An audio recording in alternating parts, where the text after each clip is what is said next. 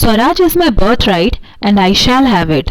This statement was given by our father of the nation, Mahatma Gandhi ji, during pre-independence time.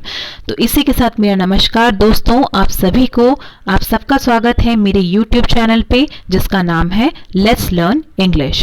तो आज के इस class में हम जानेंगे महात्मा गांधी द्वारा रचित एक बहुत ही फेमस नॉवेल के बारे में जो कि प्री इंडिपेंडेंस टाइम पर लिखा गया था, जिसका टाइटल है हिंद स्वराज. तो हिंद स्वराज जो है ये एक बहुत ही नोटेबल एंड बहुत ही फेमस वर्क है दोस्तों, जो कि महात्मा गांधी जी ने अपने पूरे लाइफ के एक्सपीरियंस के ऊपर में बेस करके लिखा है.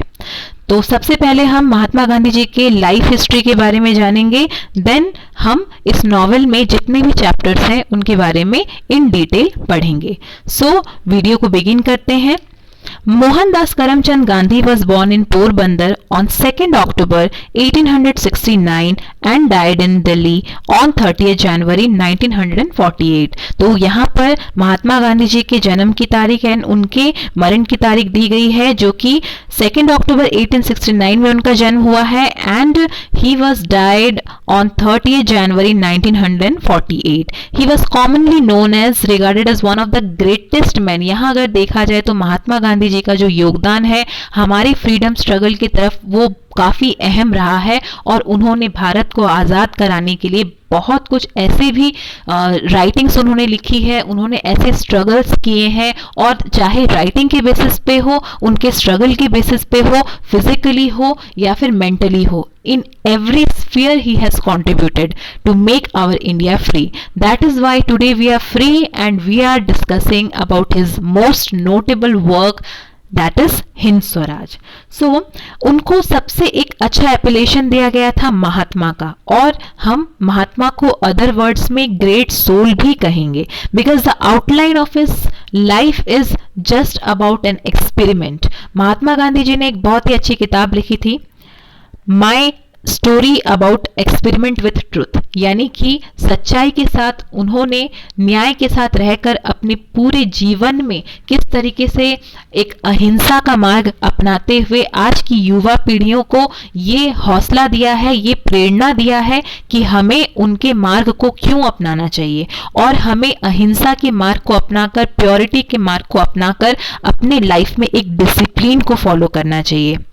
तो यहाँ पर उन्होंने ये बताया है कि that was the person who was married with Kasturba Bai in a very early age. उनकी शादी की तरफ अगर देखा जाए तो उनकी शादी हुई थी कस्तूरबा बाई के साथ में, और काफ़ी जल्दी उनकी शादी हो गई थी, यानी कि दोस्तों वो बहुत ही अर्ली एज में 13 इयर्स की एज में उन्होंने विवाह कर लिया, और उसके बाद वो अपने आगे की पढ़ाई करने के लिए, यानी कि लॉ की पढ़ाई करने के लिए वो इंग्लैंड चले गए. वहाँ पर जाकर के उन्होंने अपने लॉ की पढ़ाई की साउथ अफ्रीका में, और फिर साउथ अफ्रीका में उन्होंने ऐसे बहुत सारे यातनाएं झेली, या फिर उन्होंने ऐसे बहुत सारे इनडिफरेंसेस, डिस्क्रिमिनेशन झेले, जिससे उन्होंने वहाँ इंडियंस का एक ग्रुप फॉर्म किया. मैं आप लोगों को एक बहुत ही इंपॉर्टेंट टॉपिक के बारे में बताती हूँ दोस्तों. जब महात्मा गांधी जी एक मींस ट्रेन के डिब्बे में बैठे हुए थे तो एक ब्रिटिश मैन ने उनका इंसल्ट करते हुए उनसे ये कह दिया था कि तुम अभी के अभी इसी वक्त इस डब्बे से अपने आप को नीचे उतार लो, यानी कि तुम ट्रेन से just you go from here right away, क्योंकि तुम डार्क के कैटेगरी में आते हो, यानी कि तुम जो हो इंडियन हो और हम जो है वी आर ब्रिटिश मैन, तो तुम्हारा कोई हक नहीं बनता है कि तुम इस ट्रेन के डिब्बे में बैठो. और उन्हें धक्के मारकर ट्रेन के डिब्बे से बाहर फेंक दिया गया था. तो इन्हीं सारी डिस्क्रिमिनेशंस को, चाहे एडमिशन से रिलेटेड कोई डिस्क्रिमिनेशन हो, चाहे फूड से रिलेटेड कोई डिस्क्रिमिनेशन हो, या फिर कहीं बैठने से रिलेटेड कोई डिस्क्रिमिनेशन हो, गवर्नमेंट हो, पर्सनल हो, हर तरीके से इंडियंस के साथ में साउथ अफ्रीका के मींस जो ब्रिटिश मैन थे जो वहां पर रूल कर रहे थे वो हमेशा डिस्क्रिमिनेशन क्रिएट किया करते थे. तो इसके खिलाफ उन्होंने इंडियंस का एक ग्रुप फॉर्म किया, और कहीं ना कहीं उन्होंने साउथ अफ्रीका की जो सरकार थी उससे अपने घुटने टेकने पर मजबूर कर दिया. उन्होंने उन्हें कन्विंस कर लिया और धीरे धीरे वहां पर वो रिफॉर्म्स क्रिएट किए, और वहीं से उनको एक बहुत ही अच्छा एपिलेशन मिल गया. जैसे ही वो 1913 में, यानी कि 1913 में भारत में आए, वहां से उन्होंने भारत में आकर इंडिपेंडेंस की तैयारी शुरू कर दी। तो but let us look for a bit here, Hind Swaraj by Mahatma Gandhi. तो हिंद स्वराज जो है ये इनकी एक बहुत ही फेमस किताब है, जो कि कहीं ना कहीं हमें ये बताती है कि स्वराज जो है वो किस तरीके से इम्पॉर्टेंट है। सो यहाँ अगर देखा जाए तो Hind Swaraj is one of the most important book in the whole Indian English literature. अगर हम किसी भी एक किताब को उठाकर देख लें तो हमें उसमें से सबसे बेस्ट बुक अगर है कोई तो हिंद स्वराज हमें देखने को मिलेगा। वो इसलिए दोस्तों बिकॉज ये एक बहुत ही सिंपल लैंग्वेज में लिखा हुआ है जिसे एक छोटा बच्चा भी पढ़ सकता है। Because this book consist of only 35,000 words and 20 chapters. Books अगर आप नॉवेल उठाकर देख लीजिए आपको उसमें कम से कम मीन्स हंड्रेड्स ऑफ चैप्टर्स मिल जाएंगे, but in this book only 20 chapters are there, but in those 20 chapters a lot of information is there, a lot of knowledge is there which we should perceive. So Hind Swaraj is one of the most important book written by Mahatma Gandhi, originally in Gujarati language. इसको उन्होंने अपने खुद के language यानी कि Gujarati language में लिखा था, बाद में इसे उन्होंने खुद ही बैठकर इंग्लिश में ट्रांसलेट किया, जो कि बाद में अगर देखा जाए दोस्तों तो बैन कर दिया गया था बॉम्बे प्रेसिडेंसी द्वारा। वो इसलिए क्योंकि कहीं ना कहीं वो इसको सेडिटियस टैक्स मानते थे। सेडिटियस टैक्स का मतलब होता है देशद्रोही टैक्स। बॉम्बे प्रेसिडेंसी को यानी कि ब्रिटिश गवर्नमेंट को गांधी जी के ऊपर शक हुआ, उन्हें ये लगा कि ये किताब जो इन्होंने लिखी है इसमें उन्होंने वेस्टर्न सिविलाइजेशन को लेकर बहुत गलत धारणा दी है और वो लोगों को हमारे खिलाफ भड़का रहे हैं, उन्हें प्रेरित कर रहे हैं कि उन्हें अपना स्वराज हासिल करना चाहिए होम रूल के तरफ। तो उन्होंने इस बुक को बैन कर दिया पब्लिश होने से, यानी कि 1910 में फिर से ये बुक उन्होंने पब्लिश किया था। Gandhi himself says that it teaches the gospel of living, यानी कि ये हमें ये सिखाता है कि एक इंसान को जीना कैसे चाहिए, एक इंसान को अपने अंदर सेल्फ प्यूरिफिकेशन कैसे लाना चाहिए और अपने स्वराज को कैसे हासिल करना चाहिए।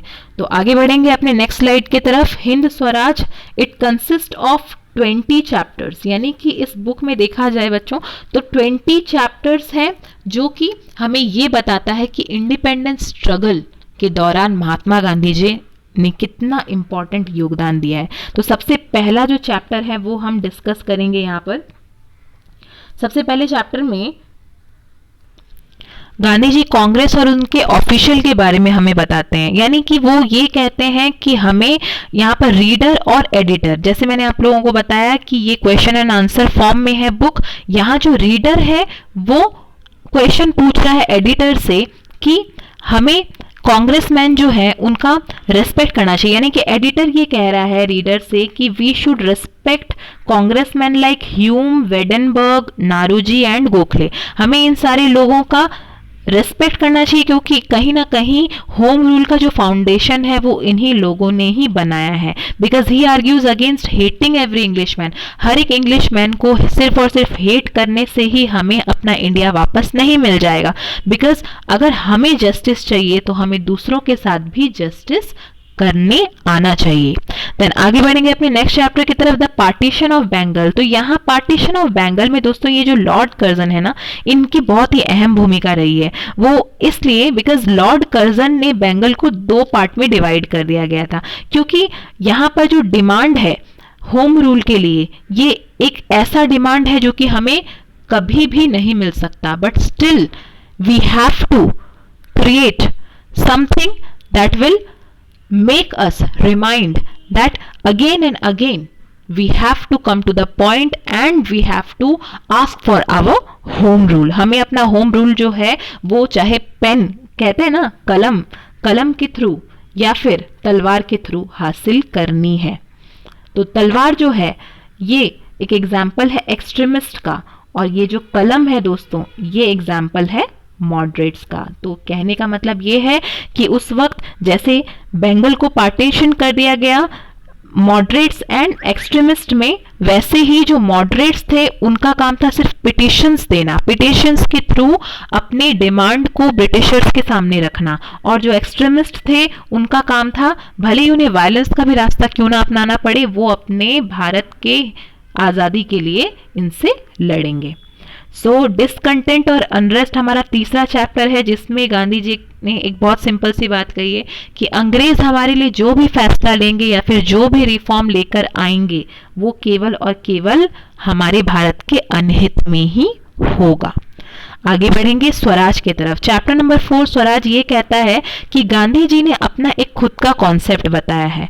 गांधी जी के हिसाब से सिर्फ और सिर्फ ब्रिटिश को अपने हिंदुस्तान से उनके इंग्लैंड तक या फिर उनके देश तक भगा देना ही केवल स्वराज नहीं है, बल्कि अगर सिर्फ और सिर्फ ब्रिटिश यहां से चले जाएंगे लेकिन उनका दिया हुआ वेस्टर्न सिविलाइजेशन अगर हमारे भारत में रहता है तो फिर हम भारतीय कहलाने के लायक बिल्कुल भी नहीं है। और वो इसलिए बिकॉज दो it is clear that British rule impoverished and ruined India, Gandhi still does not make the mistake of arguing that Swaraj can be achieved simply by substituting the British imperialist with native bourgeoisie। यानी कि सिर्फ और सिर्फ हिंदुस्तानी को भारत में रखने से और ब्रिटिशर्स को बाहर भगाने से ही हमें अपना स्वराज हासिल नहीं होगा। स्वराज हासिल होगा सेल्फ प्योरिफिकेशन से, सेल्फ कंसाइंस से, प्योरिटी से, चैस्टिटी से एंड ट्रुथ से, नॉन वायलेंस का रास्ता अपनाते हुए हमें पैसिव रेजिस्टेंस को फॉलो करना होगा और स्वराज हासिल करना होगा। Because it is totally condition of England, यानी कि अगर देखा जाए तो स्वराज सिर्फ और सिर्फ ब्रिटिशर्स को बाहर भगाने से ही नहीं मिल जाएगा। हमें हमेशा अपने लिए एक स्टैंड लेना है और हमें हमेशा नॉन वायलेंस का इस्तेमाल करते हुए उनके सामने उन्हें भगाने के लिए, यानी कि उन्हें अपने हिंदुस्तान से बाहर निकालने के लिए पिटिशंस डालते रहना है। We have to pray in front of them and we have to with that saying and with that non-cooperation, हम अगर किसी की बात नहीं मानेंगे, because no one can rule ourselves, कोई हम पर हमारी मर्जी के बिना रूल नहीं कर सकता, और हमें अगर खुद पर सेल्फ कंट्रोल है तभी हम स्वराज हासिल कर सकते हैं। तो अगर कंडीशन ऑफ इंग्लैंड की तरफ देखा जाए तो वो ये कहते हैं कि हमारा जो इंडिया है वो अगर कॉपी करेगा इंग्लैंड को तो वो पूरी तरीके से डिस्ट्रॉय हो जाएगा। इसलिए हमें सबसे इंटरेस्टिंग थिंग अगर देखा जाए हिंद स्वराज के बारे में तो ये हमें ये बताता है, देखो दोस्तों ये जो पॉइंट मैंने यहाँ पर आप लोगों के लिए बनाया है वो हमें ये बताता है कि वेस्टर्न सिविलाइजेशन जो है उसको गांधी जी ने कंपेयर किया है सैटानिक सिविलाइजेशन से, यानी कि इट इज सैटानिक, यानी कि ये शैतानी सिविलाइजेशन है, और हमारा जो ट्रेडिशनल इंडियन सिविलाइजेशन है उसका उन्होंने कंपैरिजन किया है गॉड के साथ, यानी कि ये गॉडली सिविलाइजेशन है जिसमें हमें रिलीजन के बारे में सिखाया जाता है, कल्चर के बारे में सिखाया जाता है, एथिक्स के बारे में पढ़ाया जाता है। तो चैप्टर नंबर 7 में गांधी जी ये कहते हैं कि हमारा जो इंडिया है वो हमसे दूर क्यों हो गया, why was India lost. The key statement in this chapter is both simple and astonishing. किस तरह से, आइए हम जानते हैं। The English man have not taken India from us, instead we have given it to them. English man ने हमसे हमारे भारत को नहीं छीना है बल्कि हमने अपना भारत उन्हें खुद दिया है। तो इस तथ्य को एक्सप्लेन करते हुए गांधी जी हमसे कहते हैं the idea content in this statement undermines all the conventional wisdom to imperial conquest because Gandhi focuses on the innate inner strength of the oppressed. हमारे अंदर इतनी ज़्यादा काबिलियत होनी चाहिए, इतना इनर स्ट्रेंथ होना चाहिए कि हम पे हमारी मर्जी के बिना कोई भी रूल नहीं कर सके। We cannot give, we have given permission, हमने परमिशन दिया है फॉरेनर्स को कि तुम आओ और हम पर रूल करो, but it should not be because purifying our self. हम अगर खुद को प्यूरिफाई कर लेते हैं तो कहीं ना कहीं हम स्वराज हासिल कर लेंगे। Such a theory of self-cleansing assume that our original natures are not corrupt or fallen। कहीं ना कहीं हमारा जो नेचर है वो डिवाइन है और हम बहुत ही प्योर हैं एंड चैस्टिटी के रास्ते पे भी चलते हैं, और ये डिफाइन करता है कि हम करप्ट नहीं हैं बट परफेक्ट एंड डिवाइन। हम उसके जगह परफेक्ट है और बहुत ही ज्यादा डिवाइन है यानी गॉडली है।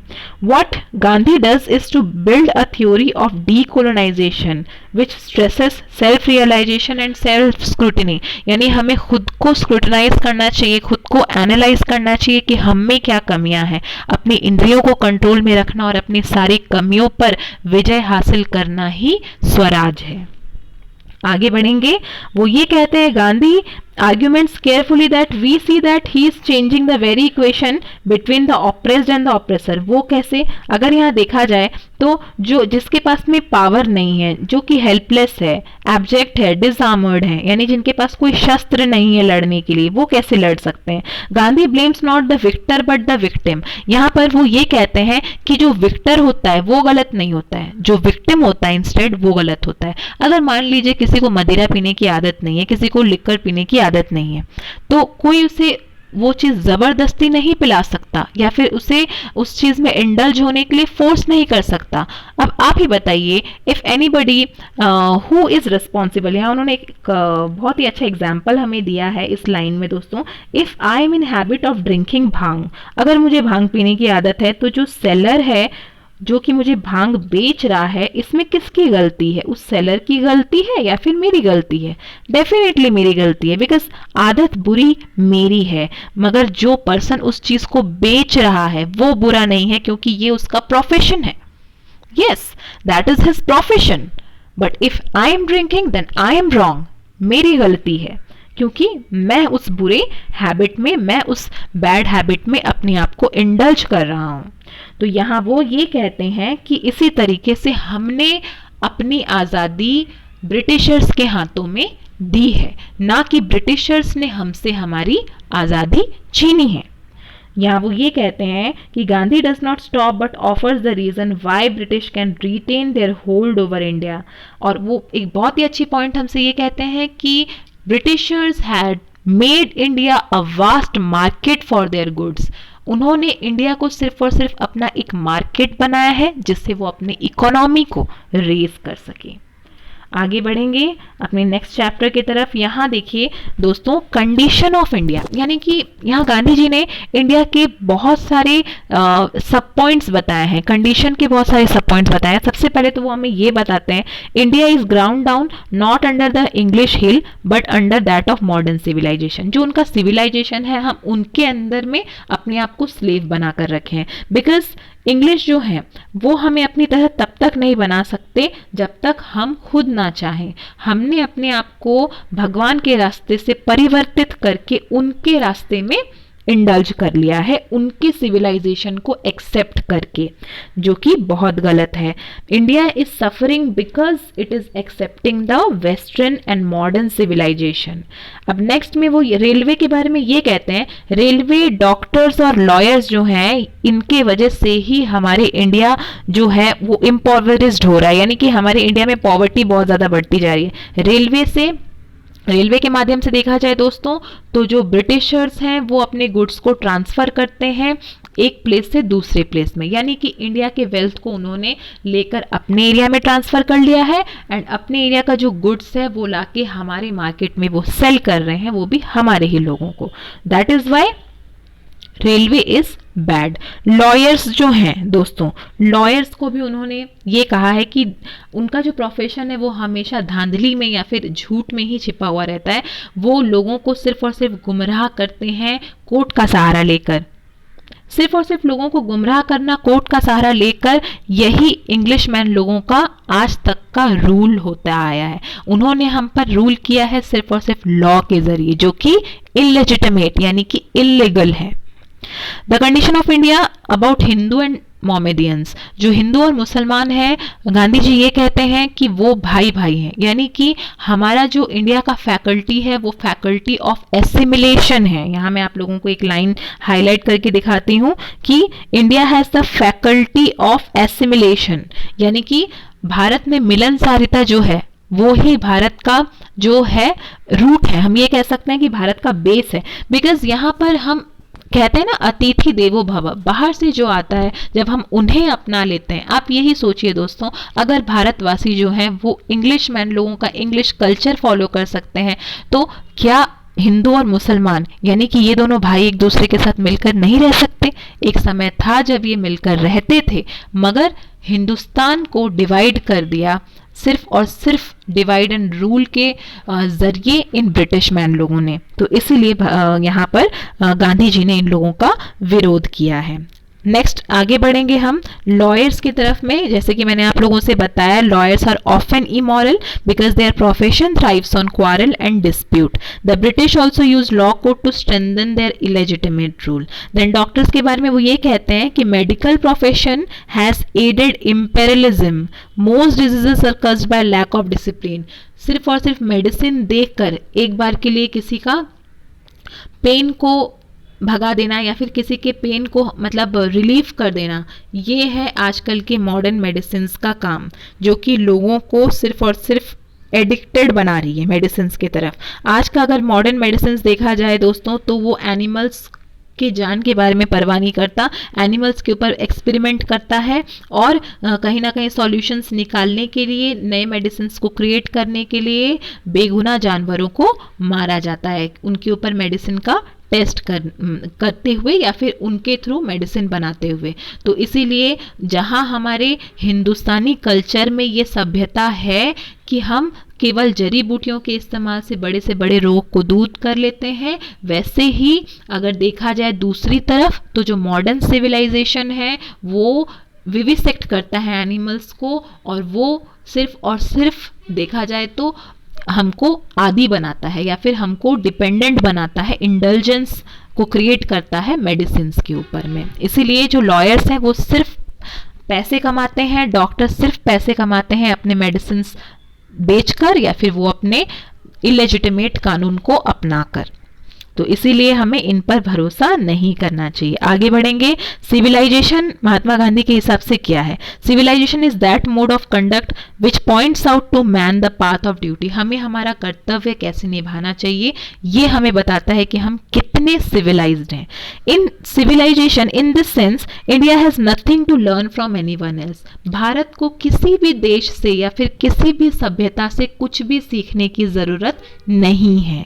वो इसलिए नहीं है because our civilisation is to elevate the moral being. हमारा जो ट्रेडिशनल सिविलाइजेशन है वो हमें ये सिखाता है कि हमें मॉरल बीइंग कैसे बनाना है, एक अच्छा इंसान कैसे बनना है। जहाँ की दूसरी तरफ देखा जाए तो वेस्टर्न सिविलाइजेशन जो है वो ये सिखाता है कि हमें गलत रास्ते पर कैसे जाना है। Then how can India become free? यहाँ पर फिर मतलब क्वेश्चन करते हुए रीडर एडिटर से पूछते हैं कि इंडिया फ्री कैसे हो सकता है? It is the Swaraj when we learn to rule ourself. Only by freeing ourself first we can dream of freeing others. खुद के ऊपर विजय प्राप्त करना ही हमें पूर्ण तरीके से स्वराज दिलाएगा। Because India strength is unique. Instead of Europeanising ourself we must Indianise the British. हमें खुद को उनकी तरह ना बनाना है, एक यूरोपियन के रूप में कन्वर्ट नहीं करना है। इंस्टेड हमें ब्रिटिशर्स को हिंदुस्तानी बनाना है। यही हमारा मिशन होना चाहिए। नेक्स्ट चैप्टर में वो डिस्कस करते हैं इटली और इंडिया के बारे में। अनलाइक इटली, यानी कि इटली जो दोस्तों, इटली जो देश था उसने अपने आप को बहुत ज़्यादा आर्म्ड बना लिया था, यानी कि उसमें बहुत ज़्यादा मिलिट्री फोर्सेस थे जिससे कि वो अंग्रेज़ों पर विजय प्राप्त कर सके वॉर के दौरान। लेकिन देखा जाए तो यहाँ गांधी जी का कहना ये है कि हमें इटली की तरह अपने आप को आर्म्ड अप नहीं करना है, क्योंकि सिर्फ वायलेंस से, टेररिज्म क्रिएट करके, एसेसिनेशन का मार्ग अपनाकर अगर हम कोई स्वराज हासिल करते हैं तो ये इस होली लैंड को अनहोली यानी कि इससे सैक्रेड से अनसैक्रेड बनाएगा। हमारा जो धरती है, हमारी धरती माता पूजनीय है और हमें यहाँ पर किसी भी बेगुनाह का खून नहीं गिराना है। अगर हम ऐसा करते हैं तो हमारी जो भारत की मिट्टी है वो अपवित्र हो जाएगी। ऐसा गांधी जी का कहना था। Though the English are influenced by gunpowder what is granted. वो ये कह रहे हैं कि भले ही इंग्लिश जो है वो वायलेंस का मार्ग अपनाते हैं, वो कहीं ना कहीं गन पाउडर का इस्तेमाल करते हैं, लेकिन किसी भी चीज को हासिल करना डर से वो सिर्फ तब तक रहता है जब तक वो डर कायम रहे। एक बार अगर उस इंसान के मन से या फिर एक बार भारतीयों के मन से उनके प्रति क्रिएट किया हुआ फियर जो है यानी डर जो है वो बाहर निकल जाता है, तो किसी भी तरीके से हम उनके अंडर में बंद होकर या फिर उनके बंदिश में हम नहीं रहेंगे। आगे बढ़ेंगे ब्रूट फोर्स की तरफ।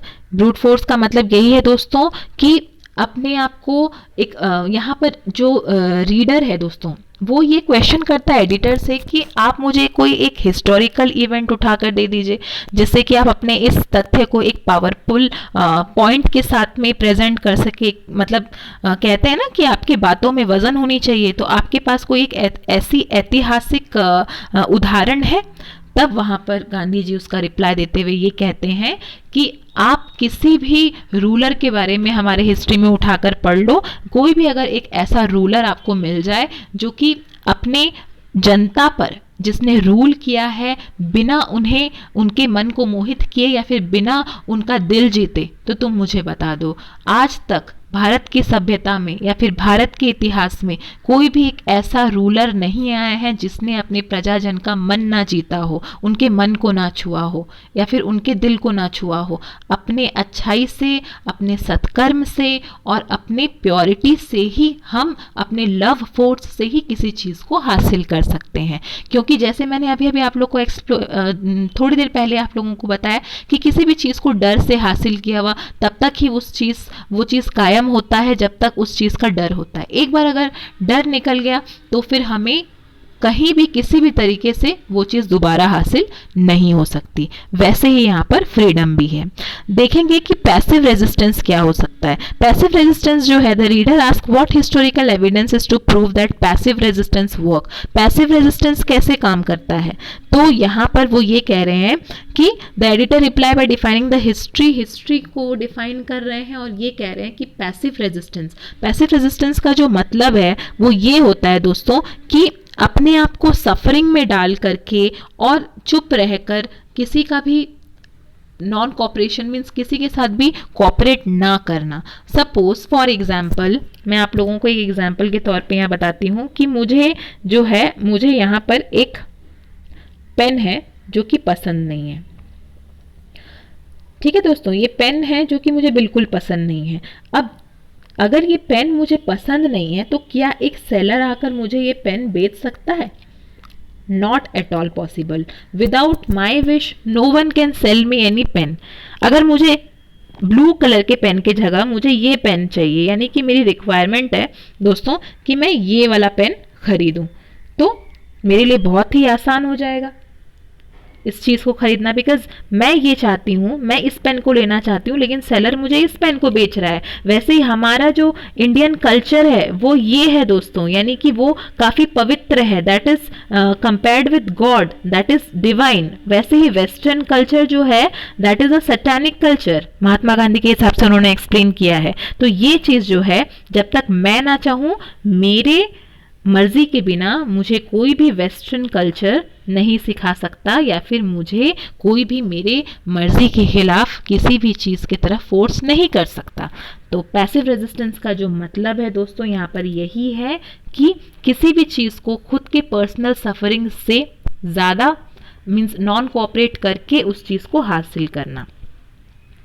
नाउ यहाँ पर अगर देखा जाए नेक्स्ट चैप्टर की तरफ, तो एजुकेशन के लिए वो ये कहते हैं कि एजुकेशन का मतलब सिर्फ ये नहीं होता है कि एक्विजिशन ऑफ लेटर्स, यानी कि कुछ किताबें पढ़ लेना या कुछ लेटर्स को इकट्ठा करके रख लेना। इसका मतलब होता है बिल्डिंग ऑफ कैरेक्टर को बिल्ड करना। English education has enslaved the nation. English education ने हमारे पूरे नेशन को बंदी बना दिया, या फिर ये कह सकते हैं कि नौकर बना दिया है। वो इसलिए because the valuable English book may be translated into our languages but they will never teach us our ethics, our religious and our spiritual education. Hindu should learn Sanskrit. Hindu को संस्कृत पढ़ना चाहिए। जो मुस्लिम्स होते हैं उन्हें पर्शियन या फिर Arabic का अध्ययन करना चाहिए, और जो नॉर्दर्नर्स और वेस्टर्नर्स होते हैं उन्हें तमिल की अध्ययन करनी चाहिए। और नेशनल लैंग्वेज यानी कि हमारे भारत का जो भाषा है वो हमेशा हिंदी ही होना चाहिए, वेदर इन पर्शियन और Nagari script, that doesn't matter. But ये सारी चीज़ें एजुकेशन के बारे में महात्मा गांधी जी ने हमसे कहा है, और उन्होंने सबसे ज़्यादा हिंद स्वराज में रिलीजियस या फिर स्पिरिचुअल एजुकेशन को ही महत्व दिया है। आगे बढ़ेंगे। मशीनरी की तरफ उन्होंने ये कहा है कि मशीन जो है वो हमें स्लेव बनाते हैं। वो हमें स्लेव्स कैसे बनाते हैं दोस्तों? कैपिटलिज्म के जरिए। अब मैं कैपिटलिज्म का एक बहुत अच्छा एग्जाम्पल और कॉन्सेप्ट आप लोगों के सामने एक्सप्लेन करना चाहूंगी। कैपिटलिज्म जो है वो हमें ये बताता है कि सपोज एक ओनर है, ओनर आप ब्रिटिशर्स को ले लीजिए। ब्रिटिशर्स एक मशीनरी लाते हैं जिसमें thousands of workers, Indian workers काम करते हैं। तो ये जो थाउजेंड्स ऑफ इंडियन वर्कर्स एक मशीनरी में या दो मशीनरी में काम कर रहे हैं, इसका जितना फायदा है, इसका 90% फायदा देखा जाए तो ब्रिटिशर्स को जाता है। इनका 90% जो प्रॉफिट है वो ब्रिटिशर्स के पास जाता है, और जो 10% का प्रॉफिट है वो आता है हिंदुस्तानी वर्कर्स के पास में, वो आता है इंडियन वर्कर्स के पास में। तो अब आप मुझे ये बताइए कि ये जो 90% और 10% का इक्वेशन मैंने आप लोगों को बताया है, ये 90% का प्रॉफिट जाता है ब्रिटिशर्स के तरफ, और जो 10% का जो प्रॉफिट है वो जाता है इंडियन की तरफ। तो यहां पर ज्यादा फायदा हुआ ब्रिटिशर्स का और कम फायदा हुआ इंडियंस का। तो वो एक मशीनरी ला रहे हैं जिसमें हमारे थाउजेंड्स ऑफ वर्कर्स काम कर रहे हैं, और हमसे बहुत ज्यादा बेनिफिट ब्रिटिशर्स कमा रहे हैं। तो यहां मेहनत ब्रिटिशर्स की हुई 10% और इंडियंस की मेहनत हुई 90%, लेकिन प्रॉफिट जो है, प्रॉफिट हमें क्या है? ऑपोजिट मिलता है। प्रॉफिट हमें ऑपोजिट मिलता है, यानी इंडियंस को 90% मिलना चाहिए, ब्रिटिशर्स को 10% मिलना चाहिए। तो वहां पर देखा जाए तो जो 10% है वो मिलता है इंडियंस को, और जो 90% है वो मिलता है ब्रिटिशर्स को। इसी का मतलब है कैपिटलिज्म। कैपिटलिज्म सिर्फ और सिर्फ दोस्तों देखा जाए तो हमें एनस्लेव करती है या फिर हमें स्लेव बनाती है मशीनरी के ऊपर। इसलिए गांधी जी ये कहते हैं कि हमें कभी भी ब्रिटिशर्स के बातों में नहीं आना है, हमें स्वदेशी गुड्स को अपनाना है और इंग्लिश गुड्स को बॉयकॉट करना है। आपने नॉन कोऑपरेशन मूवमेंट के जरिए ये भी देखा होगा कि गांधी जी जो हैं वो एक चरखा लेकर बैठे हैं और उन्होंने स्वदेशी गुड को, सत्याग्रह मूवमेंट में उन्होंने नमक का जो आंदोलन उन्होंने किया था उसके जरिए भी उन्होंने ब्रिटिशर्स के खिलाफ रिवोल्ट किया, उनके इलीगल सॉल्ट टैक्स के खिलाफ रिवोल्ट किया, तभी जाकर के हमारा भारत आज आजाद हो पाया है। तो यहाँ पर मशीनरी जो है वो ये कहते हैं machinery is bad, we must keep this in mind even when it is against itself.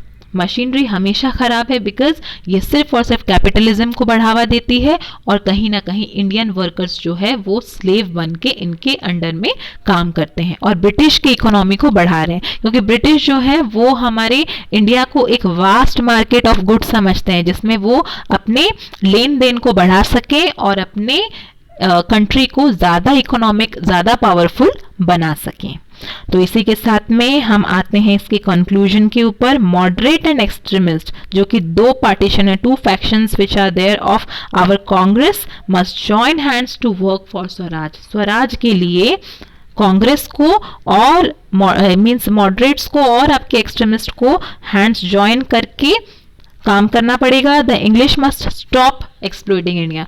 Bharat को अब एक्सप्लॉइट करने से हमें ब्रिटिशर्स को रोकना होगा, because Indians in order to be free must reform and discipline themselves. मैं आप लोगों से बता दूं दोस्तों कि नॉन कोऑपरेशन मूवमेंट जब हो रहा था उसके दौरान एक चौरा चौरी इंसिडेंट हुआ था।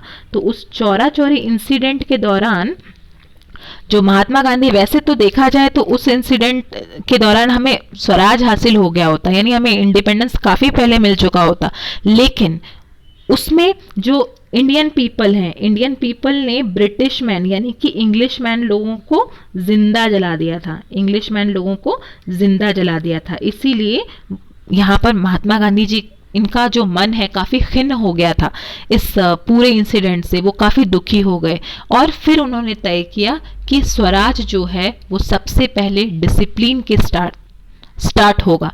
बिकॉज अगर हम खुद के इंद्रियों पे काबू नहीं कर सकते तो हमें कोई हक नहीं है कि हम किसी और के ऊपर फिंगर उठा सकें। हमें सबसे पहले खुद के ऊपर स्वराज हासिल करना है, उसके बाद ही हम किसी और को ब्लेम आउट करेंगे। तो यहाँ पर वो ये कहते हैं we must discipline our self first, Indian must discipline themselves first, we must eschew the English language, lawyers, doctors and their knowledge for benefit of others. हमें यहाँ से लॉयर्स को, डॉक्टर्स को और इंग्लिशमैन के सारे लोगों को हमारे भारत से बाहर करना है। European civilisation must be resisted at every step even through the personal sacrifice and suffering. हमें यूरोपियन सिविलाइजेशन को फॉलो नहीं करना है, उसके लिए हमें चाहे कितना ही सफरिंग्स क्यों ना सहना पड़े। Real home rule is self rule. असली स्वराज जो है वो खुद पर स्वराज हासिल करना है, सेल्फ कंट्रोल है। The way to is passive resistance and that is soul force और लव फोर्स। सोल फोर्स और लव फोर्स के थ्रू हमें पैसिव रेजिस्टेंस के थ्रू ही स्वराज हासिल करना है। In order to exert this force Swadeshi in every sense is necessary. I bear no enmity, यानी कि गांधी जी कहते हैं कि मुझे इंग्लिशमैन लोगों से कोई दुश्मनी नहीं है, लेकिन फिर भी स्वराज हासिल करना, अपने भारत को स्वतंत्र करना मेरा सबसे बड़ा कर्तव्य है। तो इसी के साथ दोस्तों ये नॉवेल जो है यहाँ पर एंड होता है। और प्लीज़ आप लोग कमेंट करके ज़रूर बताइएगा कमेंट सेक्शन में that how this novel was and आपने इस नॉवेल से क्या सीखा है and how did you feel and how helpful it was to you. Indian English literature में अगर आप देखेंगे तो आपको मैक्सिमम देखने को मिलेगा कि क्वेश्चन ज़्यादातर हिंद स्वराज से दिया जाता है। तो आई होप ये वीडियो आप सब लोगों के लिए काफ़ी यूज़फुल होगा। और if you have any kind of doubt then you can just write in the comment section below. I am going to clear it out and make another video for you all. तब तक के लिए thank you and good night.